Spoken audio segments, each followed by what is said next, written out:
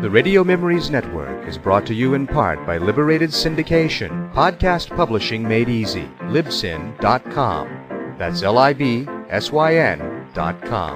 Continuing America's love affair with comedy and those lovable characters that made us laugh. We now go back to the early days of radio comedy and our imaginations with our featured comedy presentation.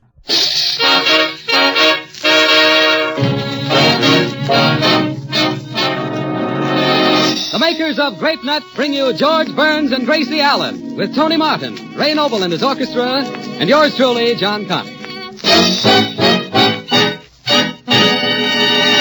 All right, Ray. 1, 2.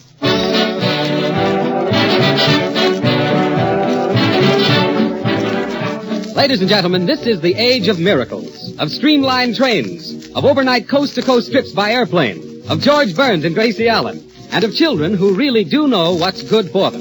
And here's a letter to prove that. It's from Mr. Gentry Steincross of Harwood, Missouri. He says, I have a daughter 6 years of age named Janine. My wife and I were trying to explain to her that she should eat more breakfast now, as she is playing a lot at school. We use grape nuts, but on that morning did not have them. Well, after we'd talked for some time, Janine said, well, Mother, if you would serve grape nuts, I would eat more. Well, we say 3 cheers for Janine. She knows what's good for her, and she likes it. And your youngsters will, too. For grape nuts are truly delicious. And they're simply packed with the vital food energy everybody needs, children and grown-ups both, to carry them through till noontime feeling fit. 2 tablespoons of grape nuts with whole milk or cream and fruit contain more varied nourishment than many a hearty meal. Grape nuts make even a light breakfast a safe breakfast. So tomorrow at your grocer's, get a yellow and blue package of grape nuts.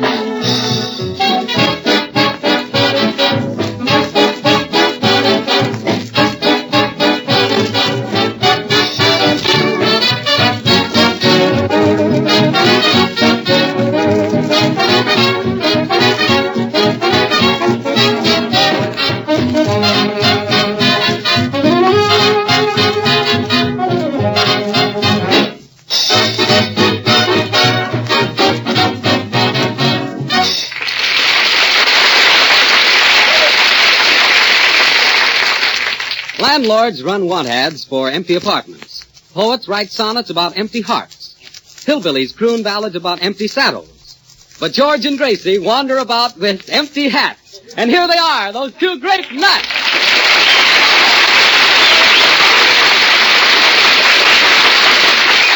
Thank you. Well, Gracie, say hello. George, I always say... Never mind what you always say. Just say hello. But, George, I always Later, say... Gracie. Right now, I want you to say hello. Well, George, I always... All right, I give up. What do you always say? Hello. So you always say hello? Yeah, but why do I always say that? Because it's a custom. Everybody always says that. But why? Why? Because it is. How do you know? Because I've got a good memory and an elephant never forgets. Where did that expression, an elephant never forgets, originate? I don't know. I can't remember. Oh, then you're not an elephant. No, I'm not an elephant. But you're pretty. Well, thank you. Thank you. Hello, George. Hello, Gracie. Oh, hello, John. Oh, Johnny, where did that say? Gracie, an elephant never forgets is just an expression like shaking hands is a custom. You know what a custom is. Oh, sure. A custom is what you wear when you go to a masquerade, like a sailor's custom and Yes, a a cowboy nice suit. custom. Yes, I see what you mean. Yeah, that's what it is, and I'm glad that it's over. Yeah, but why is shaking hands a custom? Well, it's because... Oh, I must be nuts. Well, I know, but you can't use that as an excuse for everything. Oh, quiet. George, I think I can explain shaking hands. Well, let's explain it. You see, Gracie, way back in the early days, the open hand was held out as a sort of a gesture of peace to show that there was no weapon in it. Oh, they'd hold the weapon behind them in the other hand, huh? No, there wasn't any weapon. There wasn't any weapon? No. Then what are we talking about? We're talking about shaking hands. All right, then let's shake hands. All right, hello, Gracie. Hello, George. Nice to see you. Gracie, shaking hands is like any other customary greeting, like kissing or... Oh, Johnny, if you think shaking hands is like kissing, then you've never been kissed. Either that or he's never shaken hands. No. I say, George. Yes, sir, Ray. Well, Happy New Year. Happy New Year. Ray, you're only about 3 weeks late. Oh, I know, chap, but I can't very well say hello, because I'm not an elephant, so we'll just have to shake hands with an empty weapon, that's all. Well, I've had enough of this. I don't want to hear another word about customs or shaking hands or elephants, and especially hellos. I'm losing my mind. Well, hello, everybody. Hello, George. Hello, hello, hello. Well, say hello, Oh, George. shut up. Close your big mouth. Nice of you to drop in this evening, Tony. Do you feel all right? I feel like $1 million, George. Oh, George, where did that expression? I feel like quiet, $1 million. quiet with those expressions. Tony, what makes you feel so gay this evening? What did you do, inherit money, or did you get a traffic ticket? Well, I just joined a new health club, George. I just came from there, and I feel like a 2-year-old colt. Tony, a cold wouldn't last 2 years. Must be asthma. Tracy, he said cold, not cold. Yeah, don't you talk funny when you get a cold? I talk very, very funny. I wish you'd stop because your drive would be out of a vibe. And George, you know, at this health club, we've got a marvelous handball court. Would you believe it? It holds 5 bridge tables. You don't say. Yes, you really ought to join the club, George. I know I feel like a new man. Feel like a new man, George. I know how that started. You do, huh? Oh, yes. My sister's been going around with the same fellow for 3 years. So she feels like a new man. Yeah, that's the way it started. I see, yes. Tony, if I last until tomorrow, I might join your health club. Well, George, the exercise will do you a world of good. You get there in the morning, and all we wear is gym shoes and a pair of trunks. I say, Tony, wouldn't it be rather awkward getting into a trunk to exercise? Ray, you know, Ray, you've got as much sense as a jackrabbit. How do you know? A little birdie told me. Oh, George, where did that Ask Johnny Compton. All right, I've had Johnny. enough of that stuff. Johnny, where did the expression "a little birdie told me" originate? Well, a little birdie told me is a reply often received from a person who has been asked the source of certain information and who does not care to reveal it. Yes, Johnny, and she do mean you. And I might add that years ago somebody wrote, quote, "Curse not the king, not even in thought, for a bird of the air shall carry the voice, and that which has wings will tell the matter," end quote. Boy, what a plug for grape nuts. Tony, the health club, remember? Oh, yes. You know, George, our Turkish baths are really wonderful, and so are our steam cabinets. George, old boy, I wouldn't use those steam cabinets if I were you. You wouldn't have. Oh, definitely not. I took a steam bath once, and when I came out, my clothes were shockingly wrinkled. Ray, do you happen to know anything about customs and sayings? Oh, rather. Then, Ray, why do you say goodbye? Oh, well, because I'm leaving. Well, good. Then leave and let leave. Oh, George, how did that say? Look, Tracy, do I look like an encyclopedia? No, you part your hair in the middle. Oh, quiet. Say, George, you really ought to join this club. There isn't a big name in Hollywood who isn't a member. Oh, then I think I'll join, too. I'm dying to meet Claudette Colbert. So am I. Tony, the star.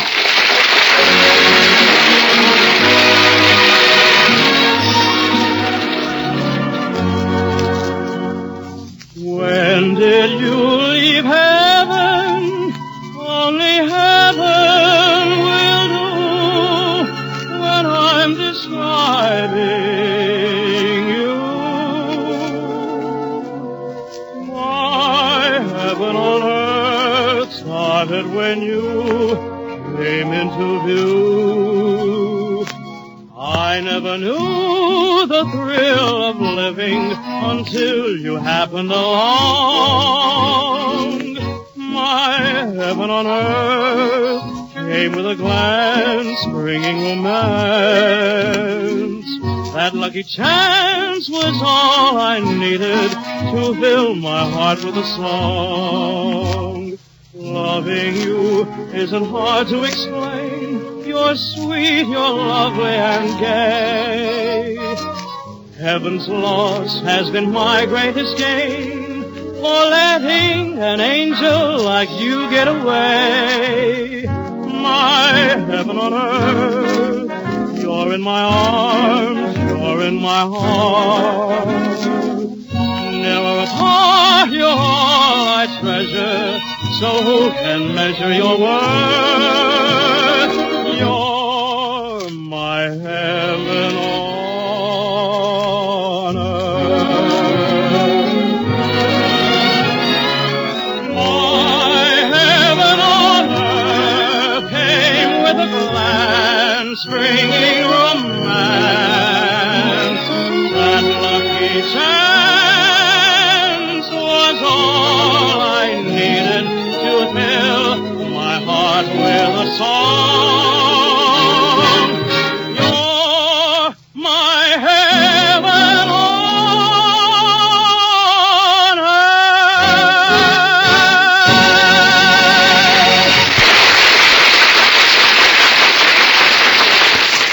was Tony Martin, 20th Century Fox star singing My Heaven on Earth. That was beautiful, Tony. No wonder your records are selling like hotcakes. Thank you, George. Oh, that's not much of a compliment. You can buy those for 10 cents a sack. Gracie, why don't you go home and play a hotcake on your phonograph? I did once, and it wouldn't work. It wouldn't, huh? No, the needle got stuck in the maple syrup. Well, that accounts for it. Oh, yes. No, 1, 2, Ray. Oh, no wonder you had difficulty, Gracie. It's very hard to eat hot cakes with a needle. He got it in. Well, shut your mouth. Well, thanks for waking up, old fellow. Well, I tell you, George, I'm awfully sorry, but I Ray, thought they went the other back. way.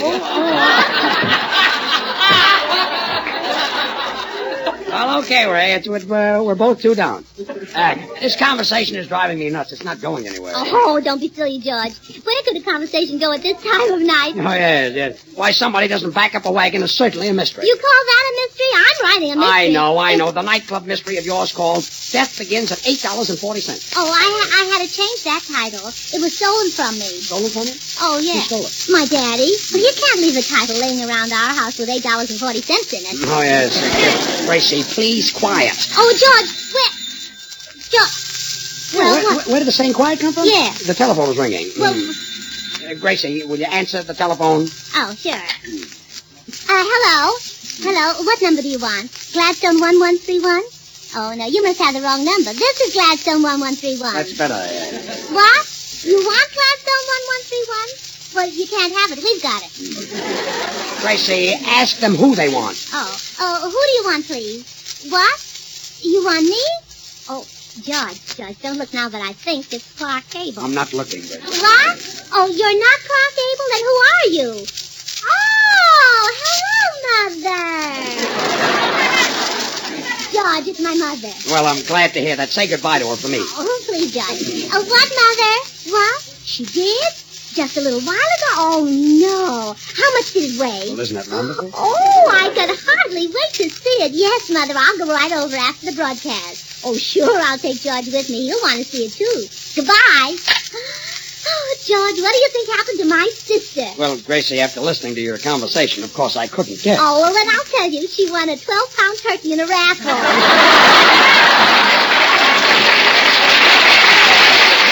Well, that certainly is good news. I hope your sister and the turkey are doing as well as can be expected. Oh, thank you. You're welcome. I say, George, did I hear Gracie say that somebody won her sister in a raffle? No, Ray, it was a turkey. Oh, well, of course it was a turkey that said it, and I doubt whether I'd believe it. Ray, that way. Oh, yes, right-ho. Right-o, yes. I don't know. Everything happens to me. Mere Mr. Shane. Mere Mr. Shane. Hello, boys. By mere Mr. Well, Shane. who was that? Mere Mr. Shane. George, he's the window washer. He's in here to clean the windows. Clean windows? Well, Yeah. what about me? Oh, no, George, he only cleans windows. By mere Mr. Shane. Hey, by me, Mr. Shane, will you come here? Yeah? What are you going to do, sing and wash windows, huh?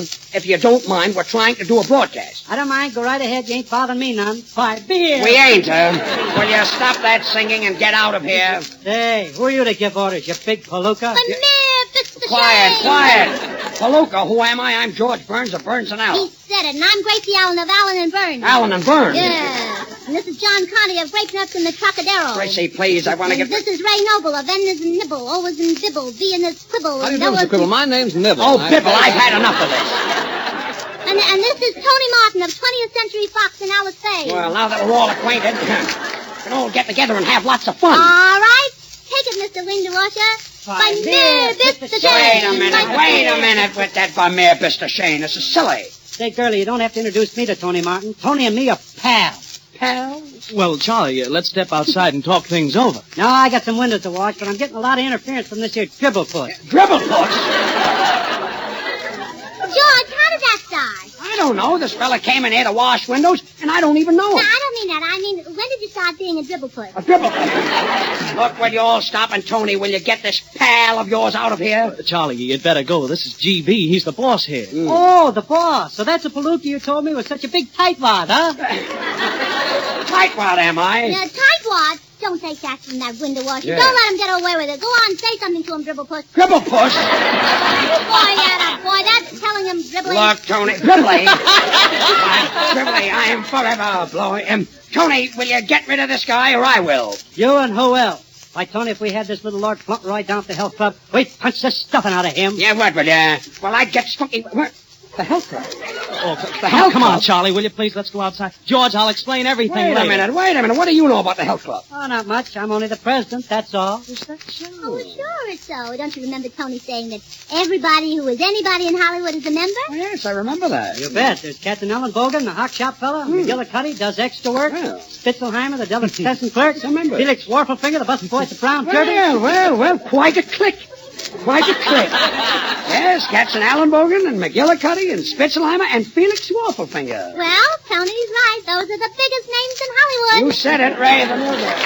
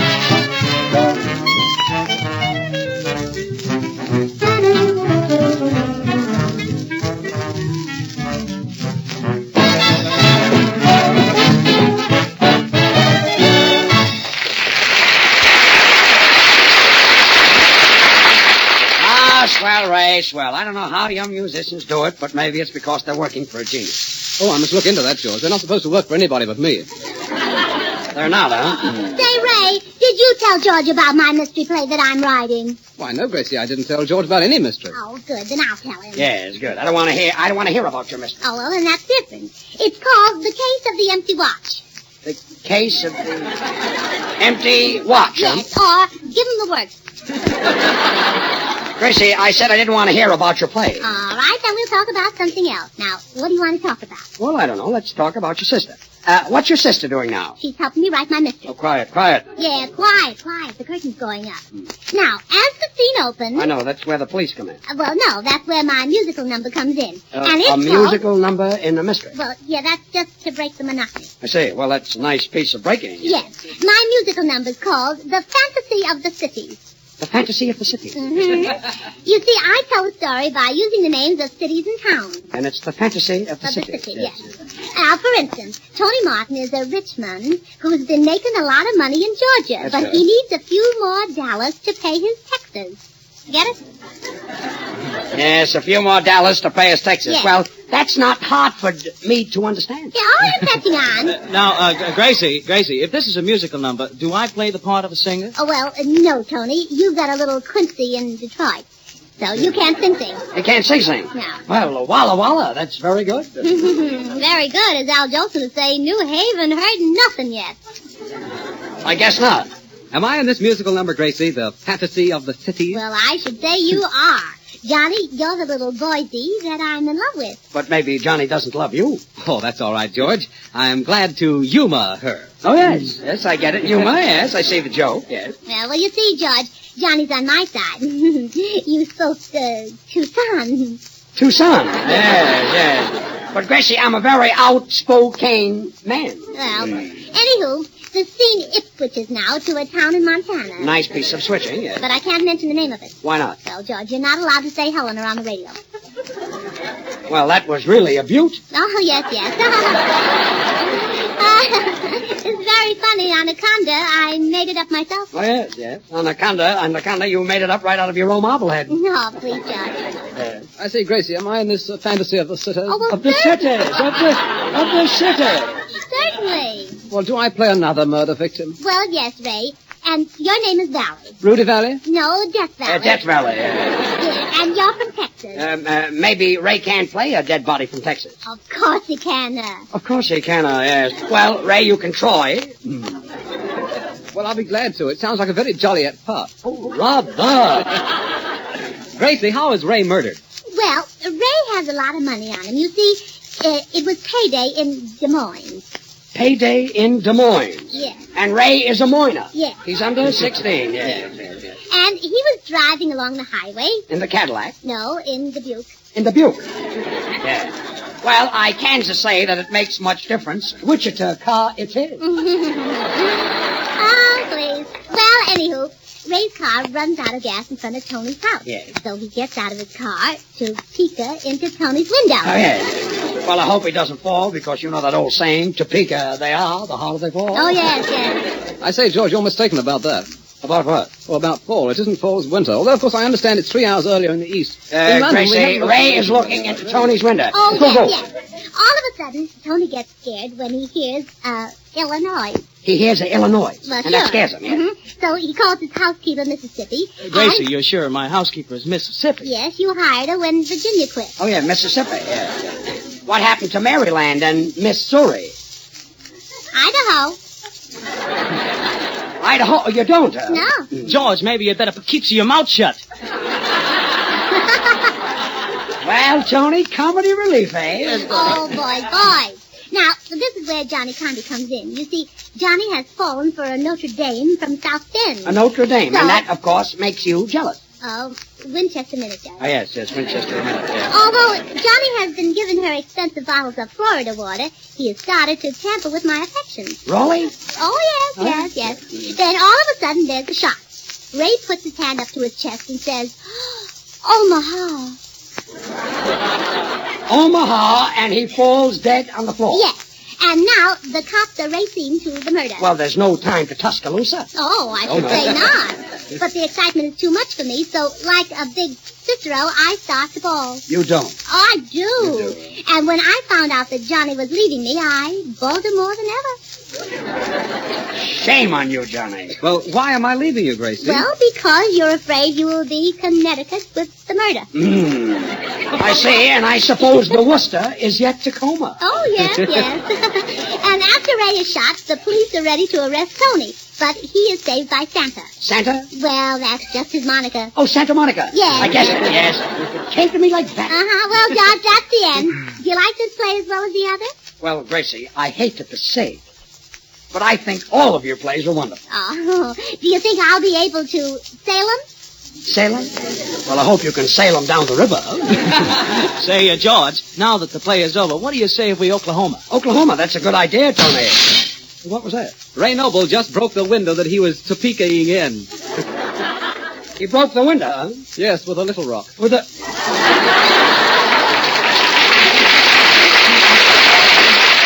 Boys, I got a TL for you. The play is over. Oh, good. Johnny, I was going to the Trocadero after the broadcast tonight. You know, Amarillo girl who's hungry. I see. I'd like some dinner. You'd like dinner. You can't go to the Trocadero without eating it. Well, you know me, George. I never could Pasadena. Pasadena. You can't... Ray, the music.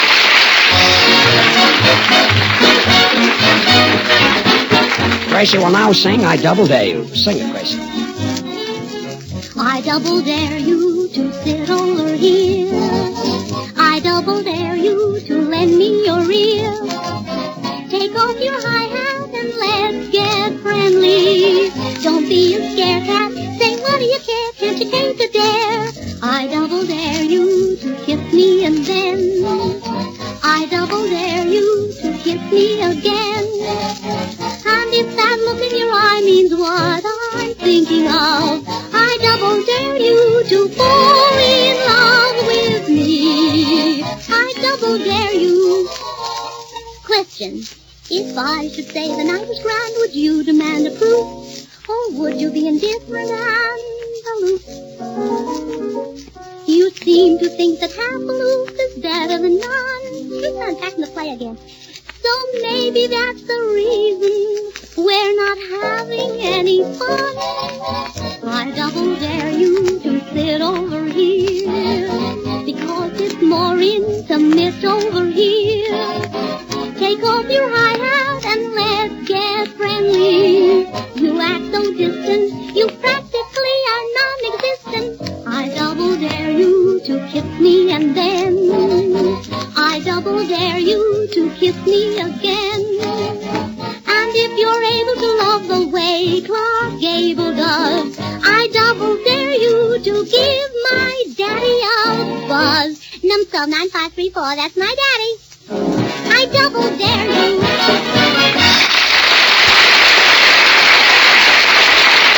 Thank you, folks. Thank you.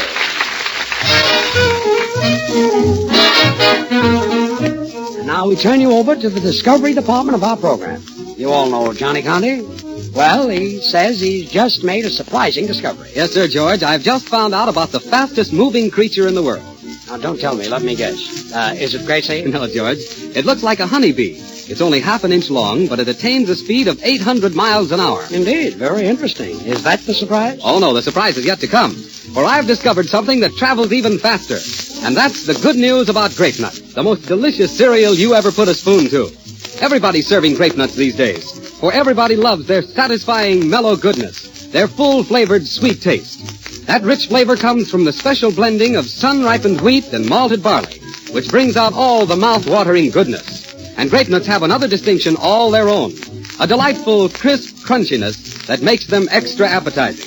So tomorrow morning, give yourself this treat. Sit down to a bowl full of those golden brown kernels. Top them with milk or cream. Add some sliced bananas or stewed or canned peaches, and then go to it. Every heaped-up spoonful will be real delicious fun. And you'll agree with thousands of other people that grape nuts are the best-tasting cereal you ever enjoy. Well, Gracie, say goodnight. Good night, everybody. Remember me, Gracie? I'm the window washer. What are you doing after the broadcast? Oh, I can't see you tonight. I'm going home with dribble pudding. That's me, folks. Good night, all.